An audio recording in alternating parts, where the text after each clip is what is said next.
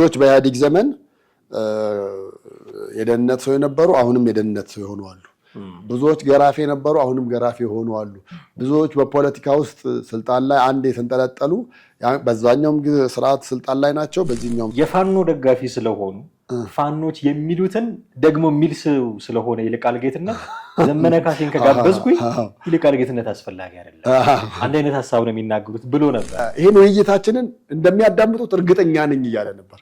ይሄን ውይይታችን ጠቅላይ ሚኒስትሩ በእርግጠኝነት ይከታተሉታል ያዳምጡታል እያለ እየተቃወሙ እንደሚታሰሩ ስለሚያውቁ ነው ብዙዎቹ የሚወጡት። እስርን ፍራቻ እዚህ ያለውን ፖለቲካዊ ሁኔታ ፍራቻ ነው የሚወጡት። አይኔ ለመጠየቅ ዝግጁ ነኝ ካሉ እዚህ ቁጭ ብሎ መታገል ነበር እኮና ሌላ ፌክ የምትመስለዋ ነገር ትግላችን ለስልጣን ሳይሆን ለህልውናችን ነው የሚለው ነገር ነው። እኔ የትኛውም ፖለቲከኛ ለህልውናው ብሎ ይታገላል ብዬ አላምንም።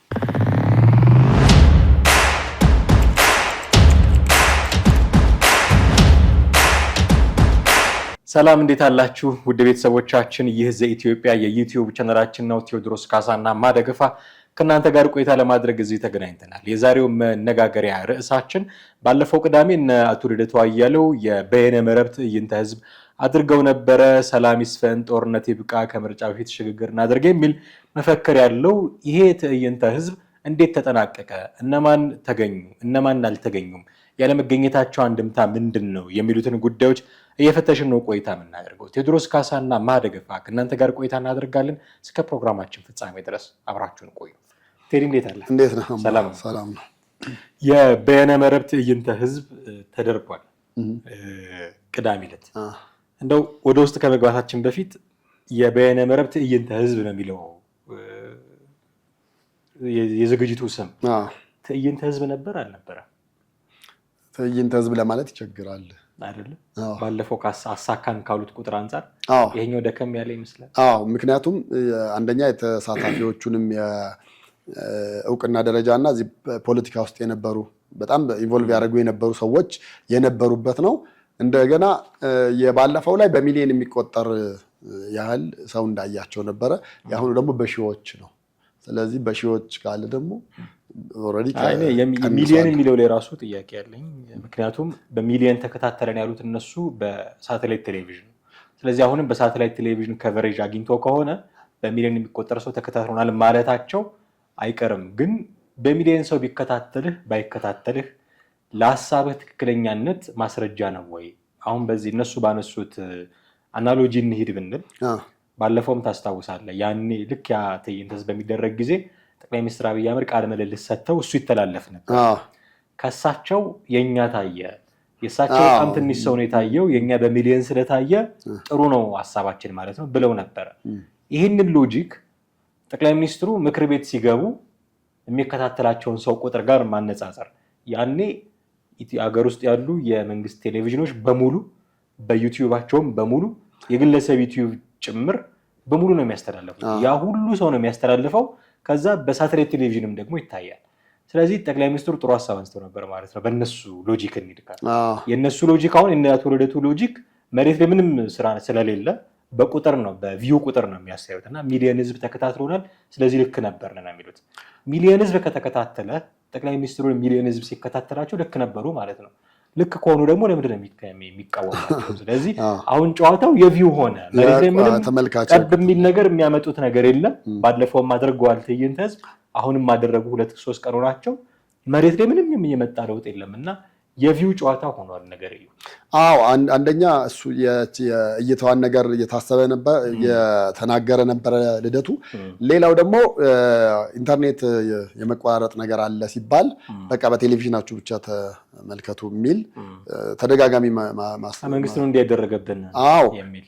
እንደውም ማን ነበረ ይሄ ከውጭ የመጣው ታዬ ማን ነው መምህሩ ታዬ ቦጋለ እንደውም ፌስቡክ ገጻቸው ላይ አንድ ነገር አስፍረው ቅዳሜ ዕለት እያየው ነበር። እውነት ለመናገር እኔ ልደቱ ያን ቀን እንደሚተላለፍ ኖሃው አልነበረኝም። ግን አሁን ነገሮችን ሲገጣጠሙ ነው ለካ ታዬ ምን አሉ ኢንተርኔት በጣም እያስቸገረ ስለሆነ እየተቆራረጠ ስለሆነ መንግስት ለምንድን ነው ለግማሽ ቀን ያህል ኢንተርኔቱን ዘግቶ የማስተካከል ስራዎችን የማይሰራው? ልክ መብራት ተዘግቶ የማስተካከል ውሃ ተቋርጠው ምናምን ውሃ መንገዶች ተቋርጠው እንደዛ አይነት ነገር ለምን አያደርግም ሲሉ የሚሉ ሀሳቡ ተነሳ እና ሰው አብዛኛው ኮሜንት ያደርግ የነበረው ምንድነው በቀን ስንት ሚሊዮን ብር እንዲያጣ ነው ሀሳቦት? እርሶ ከውጭ ሀገር የመጣ ሰው እንዴት ይሄን ማሰብ ይሳነዋል? መንግስት ያቺ ኢንተርኔትን ቢያቋርጣት እኮ በደቂቃ ውስጥ ስንት ሚሊዮን ብር ሊያጣ እንደሚችል እሱ ብቻ አይደለም። አሁን የኢራን ጦርነት እኮ ሁለተኛው ስጋት አንደኛው ነዳጅ ነው፣ ሁለተኛው ስጋት ኢንተርኔት ነው። ባህር ውስጥ ያለው ከተቆረጠ ኬብሉ ከተቆረጠ ደግሞ መላው ዓለም ወደ ጋርዮሽ ስርዓት ማህበር ወደ ድንጋይ ዘመን ምክንያቱም በቃ ልክ ነው። ስልክ የለም ምን የለም ምናምን ልታረግ የምትችለው በቤት ስልክ ምናምንም እንግዲህ እሱም ከሰራ ነው። አዎ ካልሆነ የራሱ ቤት ውስጥ ስልክ አለ። የስንቶቻችን ነን ያለን ነው። ከዛ ደብዳቤ እየተጻፈው ልጆች እየተላኩ ሊሆን ነው ማለት ነው መልእክቶች ሁሉ እና ይሄም ያነበረ ስጋቱ ነው የምልህ እንኳን የነሱ በዛ ደረጃ ለመታየትና በሁለት ነገር ድክመት ኖሮበት ነው ያየሁት። ላዩ ላይ ሐሳብን የማንሳት ነገር በነፃነት የመግለጽ ነገር ጥሩ ነገር ነው። አቶ ልደቱ ጥሩ ሞዴሬት ማድረግ ችለዋል። እሳቸው ነበሩ ሞዴሬተሩ። ከዛ ውጭ ግን ድክመቱ ያልገቡ ብዙ ፖለቲከኞች ነበሩ፣ ፓርቲስፔት ያላረጉ ባለፈው የነበሩ አሁን የሌሉ ህዝቡ የሚያውቃቸው በተወሰነ መንገድም ቢሆን ተጽዕኖ መፍጠር ይችላሉ የሚባሉ የነበሩት አልነበሩም። አዳዲሶች ነው የነበሩት። የተመልካቹን ቁጥር ደግሞ ዝቅ በማለቱ በሁለቱ ነገሮች ያው ድክመት አለው ብዬ አስባለሁ። ያልተገኙ ፖለቲከኞች ስትል ባለፈው እነ ዘመነ ካሴ መልእክት አስተላልፈው ነበር። አሁን ያልተገኙ አላስተላለፉም። ባለፈውም አሁንም እነ ይልቃል ጌትነት የሉም። አሁን ባለፈው ይልቃል ጌትነት ለምን አልተገኙም የሚል ጥያቄ ተጠይቆ ነበረ ልደቱ አያሌው። የመለሰው መልስ ምናልባት ይልቃል ጌትነትን የሚያናድን ነበረ የሚሆነው ብዬ አስባለሁ። የፋኖ ደጋፊ ስለሆኑ ፋኖች የሚሉትን ደግሞ የሚል ስለሆነ ይልቃል ጌትነት ዘመነ ካሴን ከጋበዝኩኝ ይልቃል ጌትነት አስፈላጊ አይደለም፣ አንድ አይነት ሀሳብ ነው የሚናገሩት ብሎ ነበረ። አሁን ዘመነም የለም ይልቃልም የለም እና በሁለቱ ሰዎች መካከል ያለው ነገር ከጊዜ ወደ ጊዜ ትንሽ እንደ ጡዘቱም እየጨመረ ያኔ ሪዮት ሚዲያ ላይ ከተከራከሩበት ጊዜ ጀምሮ ከኤርትራ መንግስት ጋር እሰለፋለሁ ብሎ ነበር ይልቃል ታስታውሳለህ። እና እንዴት እንዲህ ትላለህ አይነት ክርክር ውስጥ ገብተው ነበረ። ኦኬ እንዴት እንዲህ ትላለህ አይደለም አቋምህ ምንድነው በግልጽ ንገረኝ የሚል ከልደቱ አያሌው ከዛ ጊዜ ጀምሮ እንደው በመካከላቸው የሆነ አይነት ቁርሾ ያለ ይመስላል እና ልደቱ በሚያዘጋጃቸው በየትኛውም ፕሮግራሞች ላይ ይልቃል ጌትነትን አናየውም እና ዘመነ ካሴም የለም ይልቃል ጌትነትም የለም። ተሳስቼ ካልሆነ ጀዋር መሐመድም የለም ይገኛል አይነት ኤክስፔክቴሽን ነበረ። ሲናገር ግን አላየሁትም ጀዋር መሐመድ እና እንደተባለው በኢንተርኔት መቆራረጥ ምክንያት አልፎን ከሆነ አላውቅም። ብቻ እንግዲህ እኔ አይቻለሁ 3 ሰዓት ከ25 ደቂቃ ይፈጀ ነው እንግዲህ ከባለፈው በሰዓት ደግሞ ይሄ በጣም ትልቁ ነበር ነው የምልህ።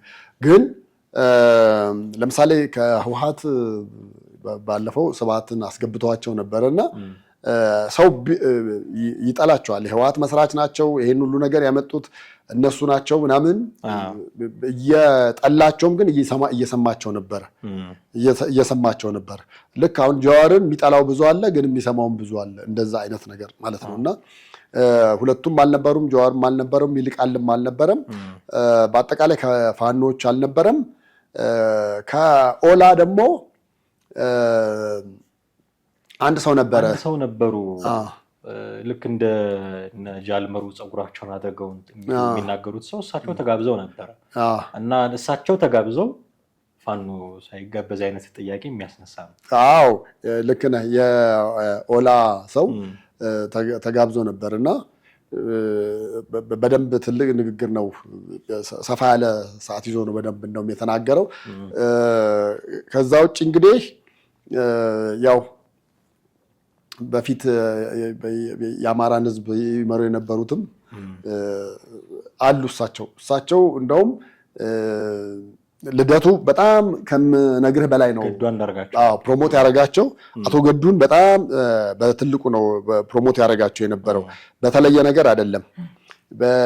ለምሳሌ ከነበሩበት እንትን በኢትዮጵያ ውስጥ ያሉ ስርዓቶች ላይ በስልጣን ላይ በነበርኩበት ጊዜ ለተፈጠሩት ስህተቶች እና ለተደረገው ህዝብ ላይ ለመጣው በደል በሙሉ ኃላፊነትን ወስዳለሁ ብለዋል። ኃላፊነትን ወስዳለሁኝ ከኃላፊነት መውሰድ ብቻም ሳይሆን ሁኔታዎች ሲመቻቹ በአስፈላጊ ይቅርታ መጠይቃለሁ አሉ። ይቅርታ መጠየቅም ብቻ ደግሞ ሳይሆን በአስፈላጊው ጊዜ የሚጣልብኝን ቅጣት ለመቀበል ዝግጁ ነኝ እስከ ማለት ደረጃ ደርሰዋል። አቶ መቼ ነው አስፈላጊው ጊዜ? አሁን ገዱ አንተን መጠየቅ አይደለም የእሳቸውን ሀሳብ መሞገት። አሁን ስልጣን ሲይዙ ነው እንግዲህ ስልጣን ሲይዙ መተው እሳቸው ልታሰር አይሉም። አሁን ኃላፊነት ወስዳለሁ ካለ አንድ ሰው ይህንን ነገር አድርጌዋለሁ ነው። እሺ አድርጌዋለሁ፣ ጥፋተኛ ነኝ ብቻ ሳይሆን ቅጣቱንም ለመቀበል ጊዜው ሲደርስ ፈቃደኛ ነኝ ካለ መቼ ነው እሱ ትክክለኛ ጊዜ? አሁን ባለው ሁኔታ አሁን ባለው ስርዓት እኚህ ሰው ካልተቀጡ እሳቸው ስልጣን ላይ ሆነው ሊቀጡ ነው። እሳቸው ያባበሏቸውን ልደቷ እያሉ ስልጣን ሲይዙ ሊቀጡ ነው። የማይመስል ነገር አንዳንዴ ባንናገር ጥሩ ነው። ምክንያቱም እሳቸው ስልጣን ይዘው መቼም ወርደው እስር ቤት ሊገቡ አይችሉም። ያው በቃ ይቅር ብለንታል፣ ለትግሉ ያደረጉት አስተዋጽኦ ታይቶ በኢትዮጵያ ሕዝብ ስም ይቅርታ አድርገንሎታል ተብለው ይቅርታ ሊደረግላቸው ካልሆነ በስተቀር መተው አሁን ላለመታሰር አይደል እንደ ውጭ ወጡት። እዚህ ካለው ከመንግስት ጋር ስለተቀያየሙ የተወሰነ ሰዓት እኮ መቆያ ቤት ገብተው ነበረ። እሱን ፍራቻ ላለመታሰር ነው የወጡት። እየተቃወሙ እንደሚታሰሩ ስለሚያውቁ ነው ብዙዎቹ የሚወጡት። እስርን ፍራቻ፣ እዚህ ያለውን ፖለቲካዊ ሁኔታ ፍራቻ ነው የሚወጡት። አይኔ ለመጠየቅ ዝግጁ ነኝ ካሉ እዚህ ቁጭ ብሎ መታገል ነበር እኮ። እና ለምን ህዝቡን የተስፋ ዳቦ እንደሚያገምጡት አላውቅም። መጥቼ እታሰራለሁ ማንም ቃል ገብቶ አያውቅም። የቃል የገቡትንም ደግሞ አድርገውት አያውቁም። ያው አንጀት ለመብላት ሊሆን ይችላል ወይ ደግሞ ታማኝ ነኝ ለማለት ሊሆን ይችላል እንጂ እውነት ለመናገር እስካሁን ባለው ኢትዮጵያ ውስጥ በእንደዚህ ያለ ነገር ሰሩ በተባሉት ልክ ብዙዎች አልተጠየቁም። ብዙዎች በኢህአዴግ ዘመን የደህንነት ሰው የነበሩ አሁንም የደህንነት ሰው የሆኑ አሉ። ብዙዎች ገራፊ የነበሩ አሁንም ገራፊ የሆኑ አሉ። ብዙዎች በፖለቲካ ውስጥ ስልጣን ላይ አንድ የተንጠለጠሉ በዛኛውም ስርዓት ስልጣን ላይ ናቸው፣ በዚህኛውም ስልጣን ሰዓት እንደዛ ነው ያለው። ቢታሰሩ ኢቭን የታሰሩት ባለፈው ስርዓት ስላጠፉ ሳይሆን በፖለቲካ ልዩነት የተነሳ ነው። ብዙዎቹ እንደዛ ነው። በፖለቲካ ልዩነት የተነሳ ነው የታሰሩት። ካሰሯቸው በኋላም ደግሞ እኛም ደንግጠን ነበረ ብለው የፈቷቸው በርካቶች ናቸው። እና ምንም ተጠያቂነት ሲሰፍን መጥቼ ታሰራለሁ ብሎ የማይሆን ነገር መናገር አሁን ከገዱ አንዳርጋቸው ያው እንግዲህ ይሄ ፖለቲከኞች የሚጠቀሟት አይደለች፣ እንደዛ ነው። እና እዛ ላይ እንግዲህ አቶ አበባ አካሉም ነበሩ፣ ሕዝቅኤል ገቢሳ ማናቸው፣ ሰይፈ የእናት ፓርቲ መሪም የነበሩት እሳቸውም ነበሩ። ሰይፈ ሚካኤል፣ ሰይፈ ስላሴ እንደዚህ ሌላ ደግሞ የኦላው ሰው ጅሬኛ ነው የሚባለው ጅሬኛ እሱም ነበሩ ተናግሯል። በቃ ቢያንስ አሁን እነዚህ ነበሩ ትንሽ ፖለቲካው ላይ ሰው በረጅም ጊዜም የሚያውቃቸው የሀገር ቤቱን ነው የምንለው። አሁን ምናልባት ይህንን ቪዲዮ ሲያዩ ዲያስፖራው ወገን በደንብ አክቲቪቲ የሚያውቃቸው ሊኖሩ ይችላሉ። አንዱም እኮ ትልቁ የዚህ የትዕይንተ ህዝብ ትልቁ ያልተሳካበት ነገር ለውጥ ማምጣት የሚፈልጉት ኢትዮጵያ ውስጥ ነው፣ ሀገር ውስጥ እዚህ እና ሴንተር አድርገው የሚንቀሳቀሱት አሁን ማን ምን አለ። በነገራችን ላይ የኛ ሀገር ፖለቲካ ማን ምን አለ ነው እንጂ የተነገረው ነገር ጥንካሬ እና ድክመት ላይ በንብዛም አሁን ምንም የማታውቀው ሰው መጥቶ ለሀገር የሚጠቅም ነገር ቢያወራ ብዙ ሽፋን አያገኝም። ትክክል። የሆነ በጣም ታዋቂ ሰው መጥቶ ደግሞ እንደው ዝም ብሎ ማይረባ ነገር ቢያወራ ከዲ እንዲህ ያለ ተብሎ ደግሞ በጣም ብዙ እንትን ይላል። እና ይሄንን ፖለቲካ ያልገመገመ ትዕይንተ ህዝብ መሆኑን የምታውቀው ኢትዮጵያ ውስጥ ያሉ ሰዎች ብዙዎቹ የማያውቋቸው ዲያስፖራ ተኮር የሆኑ በጣም ብዙ ሰዎች ነው የተሳተፉበት ትዕይንተ ህዝብ። አሁን አንዳንዶቹን እና አምባሳደር ከሌ ምናምን ለረጅም ዓመታት ምናምን አለ። እዚህ ኢትዮጵያ ውስጥ ያለው ሰው ግን እኔ እሱን እሳቸውን አምባሳደር ብሎ ልደቱ ያቀረባቸውን ከምታቀርብ ይልቅ እዚህ አንድ ቲክቶከር ብታሳየው ይሄማ ነው እንዴ አሁን እነ ካሙዙን ብልጽግና በሻቱና ካሙዙን ያመጣቸው ምንድን ነው? ጦርነት አሸንፈውበታል። በሻቱን በማሰለፉ ካሙዙን በማሸነፉ በቀላሉ ተቃዋሚም አለ በእርግጥ ግን ደጋፊም ደግሞ ብዙ ነው። እና አይ ቲንክ ባነዋል። ኢዜማና ብልጽግና ቲክቶክ ላይ በደንብ እየሰሩ ነው። አዎ ቲክቶክ ላይ በጣም ብዙ ሰው እንደውም በተለይ የኢዜማን ቲክቶክ የሚሰራው ማን ነው በአካል ብናውቀው ብላ ያለ ሰው ያን ያክል ሄዷል። እና አሁን እና ልደቱ ጋር ትንሽ ይሄ ነገር አንዳንዴ ምንድነው ከሀገር ስትርቅ ሁሉም ነገር አብሮ ይርቃል እንዴ? እንደዛ አይነት ነገር ነው የታየበት።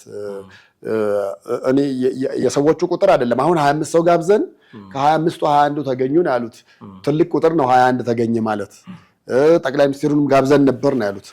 ጠቅላይ ሚኒስትሩ አልገቡም። እንደውም ምንድነው የሆነ ሰዓት ላይ ስልኮች ሜሴጆች እያስተላለፉ ነበርና አናውን ነበር በሚል ቴክስት ተደርጎልኛል አንብብላችሁ ይላል። እና ጠቅላይ ሚኒስትሩ ከ1 ሰዓት ተኩል በኋላ ይገባሉ የሚል አይነት ነገር ነው። እና ፌክ ይሁን ወይ ደግሞ ጠቅላይ ሚኒስትሩ ራሳቸው ልከውልኛል። ግን ደግሞ እንትን አለ ይሄን ውይይታችንን እንደሚያዳምጡት እርግጠኛ ነኝ እያለ ነበር።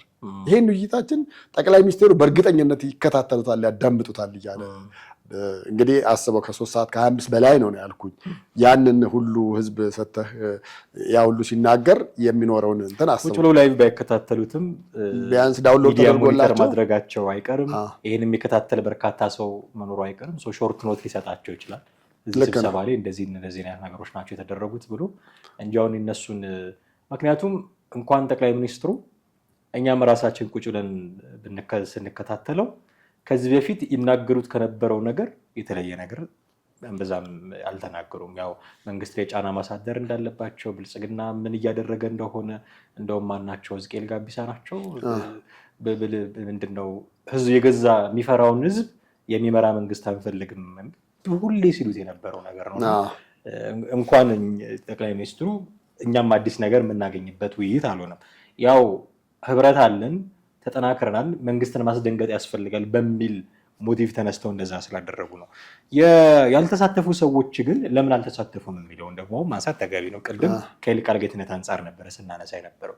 ለምንድነው ፋኖን የሚወክሉ ሰዎች ያልተሳተፉት?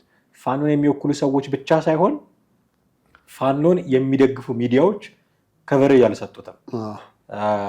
እነ ሮሃን ጨምሮ እና አዲስ ኒውስ ነው አዲስ ኒውስ የሚባሉትን ጨምሮ ከቨሬጅ አልሰጡትም ለዚህ እና ይልቃል ጌትነት ስላልተጋበዘ አያኮርፈው ነው፣ ዘመነ ካሴ ስለሌላ አኮርፈው ነው። ምክንያቱም ዘመነ ካሴ ቢኖር ኑሮ ተሯሩጠው የሚዘግቡት አንደኛ እነሱ ነበሩና የልደቱ አያሌውና የፋኖ ነገር ወዴት እያመራ ነው የሚል ነገር ያስነሳል ብዬ። እሱ ብቻ አይደለም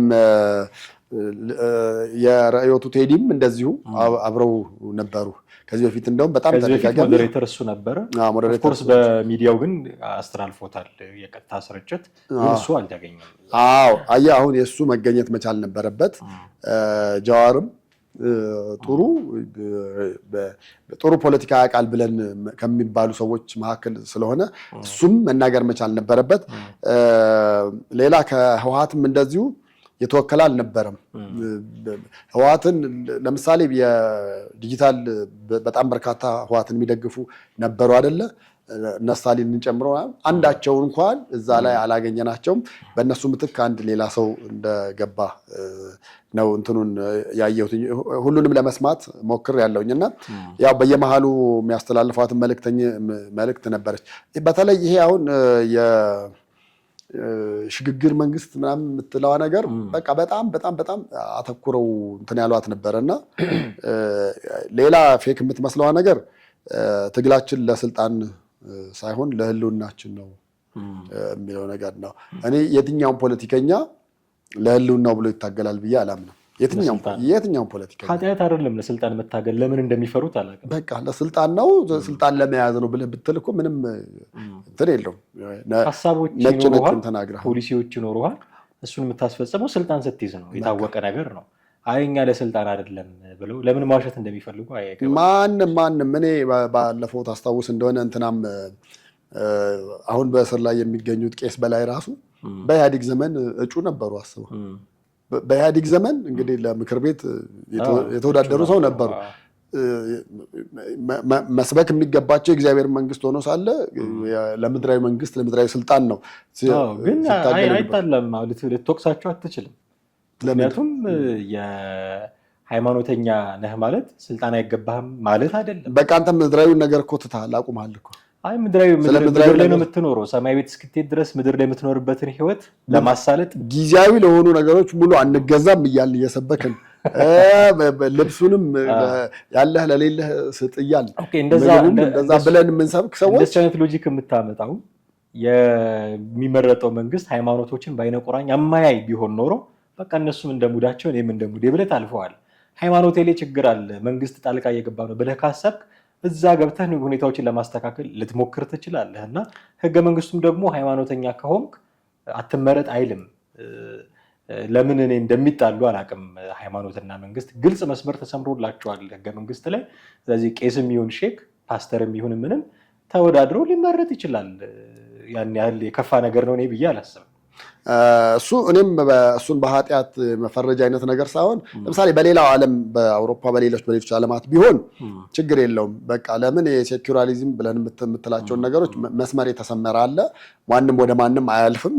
እኛ ጋር በህግ ደረጃ አለ። ነገር ግን ያ ህገ መንግስቱ ላይም ተቀምጦ እንደዛ ሲተገበር ብዙ ክፍተቶች ሲተገበር ብዙ ታያለህ። አሁን እንደ አንዴ አቶ መለስ እንደተናገሩት ማለት ነው ኢትዮጵያ ውስጥ የክርስቲያን መንግስት የለም፣ የእስልምና መንግስት የለም፣ የዋቄፈና መንግስት የለም፣ ያለው የኢትዮጵያ መንግስት አንድ የኢትዮጵያ መንግስት ብቻ ነው ያለው ብለዋል። አሁን ያሉት ሂደቶቹን ምናምን ነገር ስታይ ግን መንግስት ወደ ሆነ ሃይማኖት እንደሚያደላ ብዙ ማሳያዎች ማምጣትን ማቅረብም ትችላለህ። ብዙ ማሳያዎችን እነዛ ነገሮች ደግሞ ምንድን ነው መንግስት ምን እያደረገ ነው? በህገ መንግስቱ የተቀመጠውን ነገር ራሱ እየጣሰ ነው ምናምን ብለህ እንድታነሳ አሁን ይህንን ሎጂክ ካነሳህ ምናልባት ከርዕሳችን እንዳይሆን እንጂ ቄስ በላይ መወዳደራቸው ለሰማያዊ መንግስት የሚሰሩ ሰው ለምድራዊ መንግስት መወዳደራቸው ጥያቄ ያስነሳል ካልክ ጠቅላይ ሚኒስትር አብይ አህመድ ላይም ጥያቄ ልታነሳ ነው። እሳቸው በፕሮቴስታንት ቤተ እምነት ውስጥ ከዚህ በፊት የወጡ ቪዲዮዎች እንዳሏቸው ትንቢት የተነገረላቸው ናቸው። ስለዚህ በዚህ መንገድ እሳቸው ለሰማያዊ መንግስት መስራት ሲገባቸው እንዴት ለምድራዊ መንግስት ፓስተር አይደሉም? እሱን እርግጠኛ አይደለንም። ምክንያቱም የፓስተር ቪዲዮ አልወጣልንም። ከወጣ ያለ ካለ ይላኩልን። ከርዕሳችን ስለሚያስወጣን ወደ ርዕሳችን እንመለሳለን። የሆነ ሆኖ ለስልጣን አይደለም የምንታገለው የሚሉት እነዚህ ሰዎች ኃጢአት አይደለም። ለስልጣን ቢታገሉ ምንም መጥፎ ነገር የለውም። ሀሳቦቻቸውን ስልጣን ይዘው ነው መስፈጸም የሚችሉት ነው። እነ ገዱ አንዳርጋቸው፣ እነ አበበ አካሉ፣ ራሱ አቶ ልደቱ አያሌው ምን አይነት ቁም ነገሮችን አነሱ የሚለውን እኔ አበበ አካሉ ነው በዚህ አጋጣሚ ትንሽ በአድናቆትም በሆኑ ነገሮችም የተነሳው። ለምን መሰለህ? አሁን ከነዚህ ኦንላይን ከተወያዩት 21 ሰዎች አገር ውስጥ ያለ አንድ እሱ ብቻ ነው የነበረው በውይይቱ ላይ። እንደገና ደግሞ ያነሳው ትንሽ ጠንከር ያለ ነው እንዳልከው ነው። እነ ልደቱ ሌሎቹ እነ ሕዝቅኤል ገቢሳ ምናምን እዛ ውጭ ሆነው ነው እንደፈለገ እየተናገሩ ያሉት። ግን በተለይ አሁን የዚች የሽግግር መንግስቷን ጉዳይ ላይ ካነሳው አንደኛው ነገር ምንድነው የብልጽግና መንግስት ለምንድን ነው ሽግግር መንግስትን የሚፈራው? ሽግግር መንግስት ያን ያህል መፈራት ያለበት ነገር አይደለም፣ ቀላል ነገር ነው። ለምሳሌ ከኢህአዲግ አይመለከትም ወይ አለ። እንደምሳሌ እንደውም ሲያመጣ ለምን ኢህአዲግ በ1983 ዓመተ ምህረት አገሪቱን ቢቆጣጠርም መጀመሪያ ያደረገው ነገር ቢኖር የሽግግር መንግስትን ነው የፈጠረው። የሽግግር መንግስትን ፈጥሮ ከዛ የሽግግር መንግስቱ ሲያበቃ ከዛ ኮንስቲቱሽኑ ተቋቁሞ ነው ወደ መንግስት ምስረታ የተሄደው እንጂ ቀጥታ አይደለም። እና የብልጽግና መንግስት ዋይ ኖት ለምን ኤክሰርሳይዝ አያደርገውም አይነት ነገር ነው ሐሳብ ያነሳው። እና ያ ማንሳት መነሳቱም ወንጀልም አይደለም ስህተትም አይደለም። እና መንግስት እስቲ ይሄን ነገር ብሎ ጆሮ ሰጥቶት የሽግግር መንግስቱ ላይ ቢሰራበት የሚል አንድ ሐሳብ ያቀረበው አለ። በተረፈ አሁን በትዕይንተ ህዝቡ ላይ የነበሩ እንትኖች ነበሩ። እንደመፈክርም እንደምንም ልትወስዳቸው ትችላለህ። ለምሳሌ ይሄ ጦርነት ይቁም፣ ሰላም ይስፈን፣ የግፍ አገዛዝ ያብቃ፣ ከምርጫ በፊት ሽግግር ይኑር፣ የፖለቲካ እስረኞች ይፈቱና ህዝባዊ እምቢተኝነት ይቀጣጠሉ ምናምን ነገር የሚሉት ነገሮች በሙሉ እኛንም የሚገዙ ነገር ናቸውና እነሱን ነገሮች አሁንም መንግስትንም በዚህ ጉዳይ ከመቃወም አንጻር ነው ውይይቱ ላይ የገባሁትኝ ብሎ ነው አቶ አበባ አካሉ የተናገረውና ግን እንደ ፓርቲ ሳይሆን እንደ ግል አመለካከቴ ነው የግል አመለካከቴ ነው የሚል ነው መጨረሻ ላይ ያስቀመጠው። አሪፍ ነው። እኔ አሁን ጦርነት ይቁም ሁሉም የሚያስበው ሰው ነው፣ ሰላም ይስፈንም እንደዛ ነው። ግን ይሄ አሁን ህዝባዊ እምቢተኝነት ይቀጣጠል የሚለው ነገር ህዝባዊ እምቢተኝነት ሆኖ ሰላማዊ ትግሎች ብለህ የምትላቸው ነገሮች መንግስት በዛ ደረጃ ችግር አሉ ብሎ ያምናሉ ወይ ነው መጀመሪያ። ችግር አሉ ብሎ ያምናሉ ነው አያምንም ነው። እንደገና ከምርጫው በፊት እኮ ነው ሽግግር ይቋቋም የተባለው። አሁን ከምርጫው የዚህ ዓመት ምርጫ መካሄድ የለበትም የሚል አቋም ላይ ነው ያሉት እነሱ። ውጭ ሀገር ያለው ሳይሆን ብቻ ሀገር ውስጥም ያሉት ጭምር ማለት ነው። አይ ቲንክ የእንትኖችን አይተሃል ብዬ አስባለሁ። የኢሃፓን ነገር ቅድመ ሁኔታዎች ካልተስተካከሉ ወደ ምርጫ አንገባም አይነት ነገርም ያመጡት ነገር አለ። የዛ ሪፍሌክሽን ነች ምናምን ነገር ብዬ ነው አሁን ይህንን ነገር የማስበው። እና አቶ አበባ አካሉም ያው እያሉት ያለው ያንኑ እንትን ነው። በዘንድሮ ዓመት እንግዲህ ምርጫ ውስጥ የትኛው ክልል እንዳለ አላውቅም። እሱ የሚሳተፍበት ግን ያም ሆነ በቃ ከምርጫው መደረግ የለበትም፣ በምርጫው ፋንታ ደግሞ ሽግግር ይኑር የሚል እንድምታ ያለው መልእክት ነው በጣም ሲተላለፍ የነበረው። የሽግግርን መንግስት ለምን አይቀበልም የሚል የአቶ አበባ አካሉ ሀሳብ እንደውም የህወሓት ጊዜን ሪፈር አድርገው መምጣታቸው አሁን ጥያቄ ምናልባት የሚሰሙንም ከሆነ የህወሓት ስልጣን ሲይዝ መጀመሪያ የሽግግር መንግስት ነበር። የሽግግር መንግስቱ ፕሬዚደንት መለስ ዜናዊ ነው። መንግስት ሲመሰረት ምናልባት ለጥቂት ጊዜ ካልሆነ በስተቀር ራሳቸው ጠቅላይ ታምራት ላይ የተወሰነ ጊዜ ነበር። ከዛ ራሳቸው መለስ ዜናዊ እና በሽግግሩ በመኖሩ ምክንያት ህወሓትን ከስልጣን ገለል ለማድረግ አልተቻለም። ሽግግሩ በመኖሩ ምክንያት ያንን የ27 ዘመን ብዙ ጨለማ እንደዚህ ተብሎ የሚነሳውን ጊዜ ሊያስቀር አልቻለም። ሽግግር በመኖሩ ኢትዮጵያ ወደ ተሻለ ነገር ተሻግራለች ብዬ አላምንም። አንደኛ እሱን። ሁለተኛ ሽግግር ደግሞ ያኔ የግድ ነበረ። ምክንያቱም መንግስት ተቀይሯል። መንግስት በኃይል ተነስቷል። ፓወር ቫኪዩም ተፈጥሯል። ኮብልሏል መንግስቱ ኃይለማርያም። ስለዚህ ህዝባዊ ቅቡልነት ያለው መንግስት እስኪመረጥ ድረስ ሽግግር የግድ ያስፈልግ ነበር። አሁን ሽግግር ያስፈልጋል ወይ? ሪሊ መንግስት እኮ የለም የምንልበት ሁኔታ ላይ አይደለም ያለ ነው። አለ መንግስት። ከየት ወዴት ነው የምትሸጋገረው? መንግስት ካለመኖር ወደ መኖር ነው የምትሸጋገረው ወይስ መንግስትን ከመኖር ወደ አለመኖር ነው የምታሸጋገረው? አሁን መንግስትን አክስመን ሌላ ሽግግር አምጥተን ከዛ መንግስት እናምጣ እያሉ። ሽግግር የሚያስፈልገው መንግስት በሌለበት ሁኔታ መንግስት ለማምጣት ነው። በዛ መካከል ሽግግር ያስፈልጋል። ፓወር ቫኪው ሊፈጠር ይችላል። የሆነ የዕለት ተዕለት እንቅስቃሴን የሚሰራም እኮ ሰው ያስፈልጋል። እንዲህ አይነት ስራ በሌለበት መዋቅር ሁሉ በፈረሰበት ጊዜ የሽግግር መንግስት ያስፈልጋል። ከዛ በህዝብ የተመረጠ መንግስት ምናምን እኛ ጋር አለ ወይ እስከዛሬ ልንከራከር እንችላለን። ግን ከዛ በህዝብ የተመረጠ መንግስት ምናምን ትላለህ። አሁን ግን መንግስት አለ፣ ራሱን በህዝብ ተመርጫለሁ የሚል ህጋዊ ቅቡልነት አለኝ የሚል መንግስት አለ። እሱን ቁጭ አድርገህ የሽግግር መንግስት ማለት ምን አይነት ቀልድ ነው? ብዙ ጊዜ የማይገባኝ አንድ እሱ እሺ ይሁን እንደው ይባል ብልጽግና የሚቀበለው ቢባል እንኳን በሽግግር መንግስቱ ምክንያት ችግሮቻችንን መፍታት እንችላለን።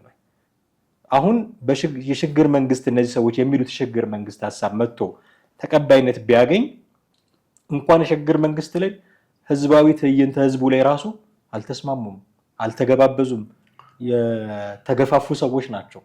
ሀሳቦቻቸው የሚጋጭባቸው ሰዎች መጥተው የሽግግር መንግስትን መስረት ቢሉ ነገ ሀገሪቷን ምንድን ነው የሚያደርጓት? ወደ ባሰ ብጥብጥ፣ ወደ ባሰ ቀውስ አያስገቧትም ወይ? እነሱ የሚሉት ሀገር ልትፈርስ 1 ወር ቀርቷታል፣ 6 ወር ቀርቷታል እያሉ 8 ዓመት ሞላቸው። በነገራችን ላይ እኔ አሁን እንደዚህ በብልጽግና የአስተዳደር ዘመን ኢትዮጵያ ችግር የለባትም እያልኩኝ አይደለም። ሊኖር ይችላል። ሺህ ችግሮች ልትጠቅስ ትችላለህ። በዛው መጠን ደግሞ ሺህ መልካም ነገሮች ልትጠቅስ ትችላለህ። ግን እነዚህ ሰዎች እርስ በርስ የማይስማሙ ሰዎች መጥተው የሽግግር መንግስት እናቋቁም ብለው ቢያቋቁሙ ሺህ የነበረውን ችግር ሚሊዮን አያደርጉትም ወይ ነው የኔ ስጋት። ልታምናቸው የምትችላቸው ሰዎች ናቸው ወይ? ነገ ከነገ ወዲያ መጥተው እኔ ነኝ ሰብሳቢ፣ እኔ ነኝ ጠቅላይ ሚኒስትር በሚል ላለመጠራታቸው ምን ማስረጃ አለ? ገብቷል? የሽግግር መንግስት ሲባል የማይቃር የማይስማማ ሀሳብ ያላቸው ሰዎች አንድ ላይ ሁሉ ሊያስቀምጥ የሚችል ነው። አሁን ባለው የኢትዮጵያ ፖለቲካ የተለያየ አይነት ሀሳብ ይዘህ አንድ መንግስት መመስረት ትችላለህ ወይ? እና ትንሽ ስጋት አለኝ የሽግግር መንግስት የሚለው ሀሳባቸው ላይ ማለት ነው። ከመነሻው ጋር ስንመጣ ለምሳሌ ኢህአዲግ ዘመን የሽግግር ሂደት በአንድ በኩል አፕሪሼት የምታደርጋቸው ነገሮች አሉ። ያ ምንድነው? ኢህአዲግ እንደ ኢህአዲግነቱ ወይ ደግሞ ወያኔ እንደ ወያኔነቱ ከበረሃ እንደመጣ መንግስትን በኃይል ጥሏል አይደለ? በቃ እኔ ነኝ መንግስት፣ ሽግግር መንግስት አያስፈልግም፣ ምን አያስፈልግም፣ መንግስት ተመስርቷል ብሎ ማስኬድ ይችል ነበር። ግን እንደዛም ሆኖ የተወሰኑ ኃይሎች ወደዛ ውስጥ መጥተው ኢንቮልቭ እንዲያደርጉ፣ መሳተፍ እንዲችሉ፣ መንቀሳቀስ እንዲችሉ፣ ኤክሰርሳይዝ እንዲያደርጉ የተወሰኑ ኃይሎችን የማሰባሰብ ሙከራ ተደርጓል። ያው አብዛኛው ነገር ወረቀት ላይ ያለው ነገር ተግባር ላይ ባይኖርም፣ ለምሳሌ ኦህዴድን ተመልከተው።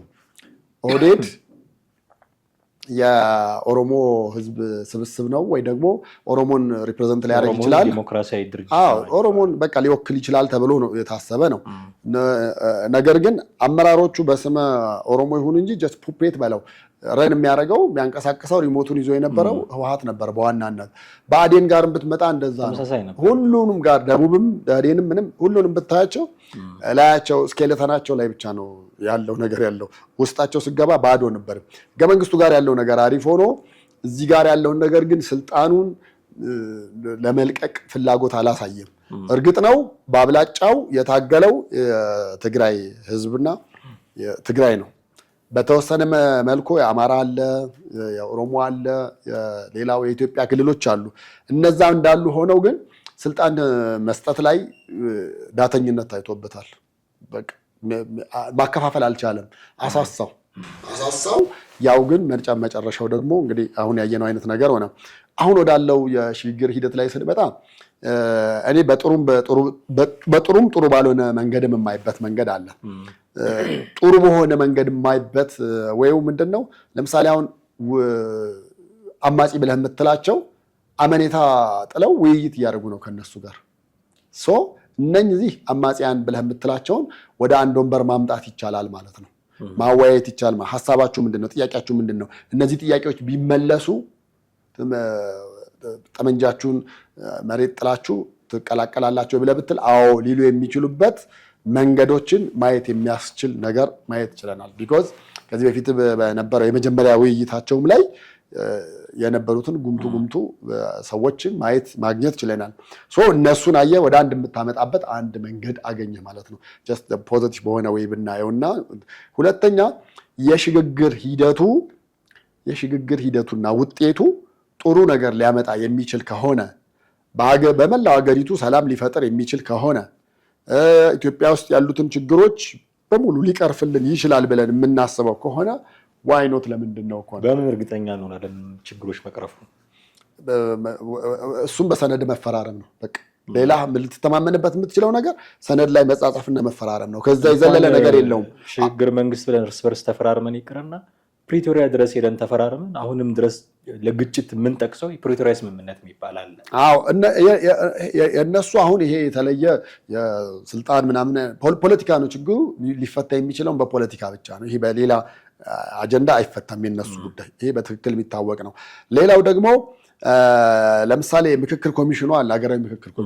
አገራዊ ምክክር ኮሚሽን መጀመሪያ ሲነሳ ብሎ ሲነሳ አንደኛ የመጣው ጥያቄ ነበር፣ የሽግግር ጥያቄ ነበር የተባለው እና የሽግግር ጥያቄ የምትለዋን ይህን ነገር በአጀንዳ መያዝ አልችልም ብሎ ድሮፕ አድርጎታል የሚል ቅራኔ አለ። አሁንና አበባ አካሉ ምክንያቱም የምክክር ኮሚሽኑ ስራ መንግስት አውርዶ መንግስት ማምጣት ሳይሆን ምክክር ማድረግ ነው። አይነት አጀንዳ ይሄ ነው ብለህ ብትል እዚህ አካባቢ የቀረበው አጀንዳ ይሄ ነው። የሽግግር መንግስት አጀንዳ ምንድን ነው?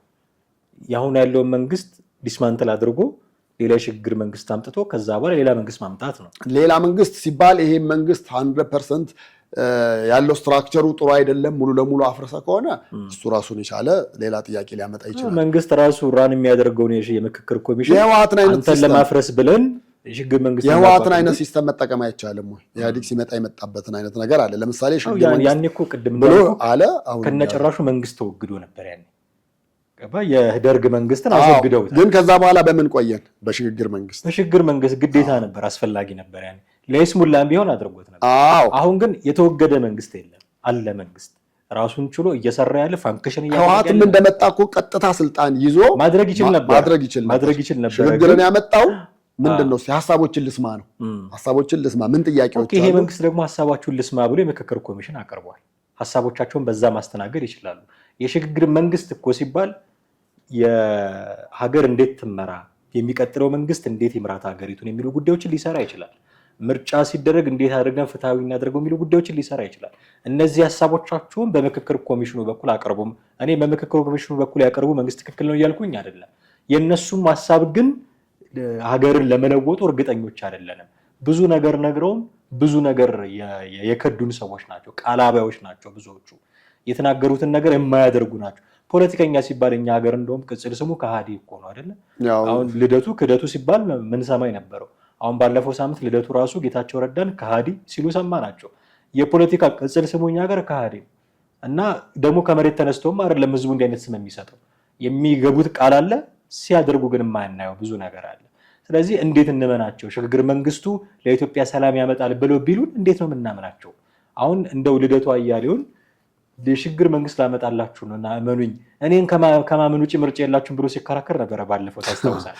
እኔን ከማመን ውጭ ምርጫ የላችሁም ያለው እንደማይታመን ስላወቀ ነው፣ ስለገባው ነው፣ ከሃዲነስ የሚል ስም ስለወጣለት ነው። ስለዚህ እንዴት አምነናቸው ሀገር እጃቸውን የሰጣቸው? ታማኒነት ለማግኘት አሁን አቶ ልደቱ የሄደበት ርቀት በአንድ በኩል እንደዛም አንደርስታንድ ማድረግ ይቻላል እኮ በቃ አንደኛ ያ ርቀት ነው። ሁለተኛ ደግሞ ቀደምም አልጨረስኩልህም እንጂ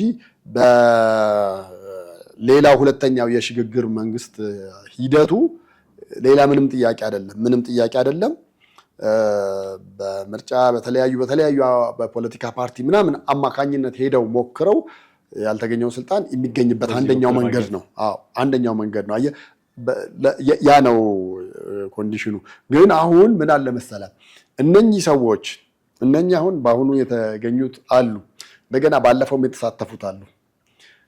እንደዚሁ እነሱም የሽግግር መንግስት ጥያቄ እንዳነሱ የኢትዮጵያ መንግስት የሽግግር መንግስትን ያነሳ ሐራም ነው አያስፈልግም ብሎ እንዳለ እስከ መቼ እንቀጥላለን ነው? እስከሚቀጥለው ምርጫ። አሁን ምርጫ ሲያልፍ የሽግግር መንግስት ጥያቄ ይረግባል። ከዛ ምርጫ ሲመጣ እንደገና እነ ልደቱ ከዙ የዘለለ ጥያቄ ከማንሳት ወደኋላ አይሉ መቼ ያሁን ምርጫም ብንዘለው ምርጫም ቢቀጥልም ከሚቀጥለው ምርጫ ሲመጣም ደግሞ አሁንም አጀንዳቸው ውስጥ የሽግግር መንግስት የምትለው ሁሌ እንደምትኖር ምንም ጥርጥር የለውም። በቃ መቼም ይኖራል። ለነሱ በጣም እንትን አሁን እነሱ ይሄንን እንደምን ይጠቀሙበታል? አንደኛ እንደ መንግስትን የስስ ብልት አገኘን አይነት ነገር በቃ ሲባል የማይወደው ነገር ሲጠራ የሚያስነጥሰው ነገር ይሄ ነው። ሽግግር መንግስት ነው ብለህ በቃ አሁን የሽግግር መንግስት ላይ የምታነሳው አንዱ ጥያቄ ኢትዮጵያ ውስጥ ታጣቂ ኃይሎች አሉ። የሽግግር መንግስት ብለህ ፎርም ለማድረግ ስትመጣ ታጣቂ ኃይሎች አቢዩዝ ያደርጉታል። እኔ ፓወር አለኝ የበለጠ ድርሻ ይገባኛል ሊሉ ይችላሉ። ታጣቂ ኃይሎች ብቻ አይደሉም። አሁን የሽግግር መንግስት ሲባል መንግስትንም የሚያሳትፍ ነው። መንግስት የሚታዘዙለት በጣም በርካታ ቁጥር ያላቸው ታጣቂ ወታደሮች ያሉት ነው። ስለዚህ ምንም እንደው ልክ እኮ የህወሓት ጊዜ የሽግግር መንግስት ማለት ነው። ለሲሙላ ነው እኮ የሽግግር መንግስት የተባለው። ፓርቲዎቹንም ራሱ ነው ፎርም ያደረጋቸው። ከዛ በኋላም እሱ የሚመራውን ስርዓት ነው ያመጣው። አሁንም የሽግግር መንግስት እናድርግ ብትል እንደውም የተሻለ ፓወር ላለው አካል የተሻለ ምቹ መንገድ ነው የምታመጣለት። ምክንያቱም እኔ ፓወር ስላለኝ መነጋገራቸው አይቀርም መቼም ማን ይህን ስልጣን ያዝ መባባላቸው አይቀርም። የተሻለ ፓወር አለኝ የተሻለ ስልጣን ይገባኛል የሚል በጣም በርካታ አካል ኢትዮጵያ ውስጥ አለ። በዚህ አይነት መልኩ የሽግግር መንግስትን በደንብ ኤክሰርሳይዝ ማድረግ የምንችልበት ሁኔታ አለ ብዬ እኔ እውነቱን ለመናገር አላምንም። ግን ይሄ እንዲህ በቀላሉ ይቋጫል ብዬም የማላምነው አጀንዳ ነው። ምክንያቱም ነገም የዛሬ ዓመትም የዛሬ ነው የሚያነሱት በቃ መነሳቱ አይቀርም። አሁን እነዚህም ፖለቲከኞች መንግስት በአንድ ወቅት በእጁ የነበሩ ናቸው። በነገራችን በኋላ ነው ያው መልሶ ያጣቸው እንጂ በመንግስት እጅ ስር የነበሩ ናቸው። ጀዋርን ጨምሮ በለውጡ የመጡበት ሂደት ነበረ።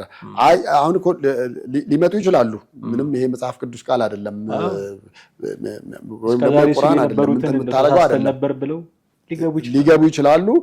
የሚያቀርቡት ፕሪኮንዲሽን ይኖራል። መንግስት ያንን ቅድመ ሁኔታ ይቀበለዋል አይቀበለውም እሱ ነው። ከተቀበለውና እንትን ካለ ሊገቡ ይችላሉ ብዬ አስባለሁ። ልክ እነ ጃልመሮ ምናምን በፊት ገብተው እንደነበረውና ሁሉም የኤርትራ ውስጥ የነበሩት ግንቦት ሰባትም ጨምሮ ሁሉም ገብተዋል፣ ሊገቡ ይችላሉ። ግን እንግዲህ ያው ለሱም የመንግስት ወደ ሰፊነት በጣም ያስፈልጋል ይጠበቃል ነው ብለን የምንለው። ኤኒዌይስ በዚህ የትዕይንተ ህዝብ ላይ በጣም ጎልቶ የተነሳው አንዱ ሀሳብ ይሄ ስለነበረ ትንሽ ጊዜ ወስደን የተወያየንበት እጅግ አድርጌ አመሰግናለሁ ቴዲ። ወደ ቤተሰቦቻችን እናንተም ከኛ ጋር ነበራችሁ ቆይታ እጅግ አድርገን ነው የምናመሰግናችሁ። የዛሬ ፕሮግራማችንን እዚህ ላይ እናበቃለን። ቴዎድሮስ ካሳና ማህደ ገፋ ነበርን። ሀሳብ፣ አስተያየት፣ ጥያቄዎች እንደሚኖሯችሁ እርግጥ ነው። በተለመደው መንገድ ልታደርሱን ትችላላችሁ። የዛሬውን አበቃን። ጤና ይስጥልን።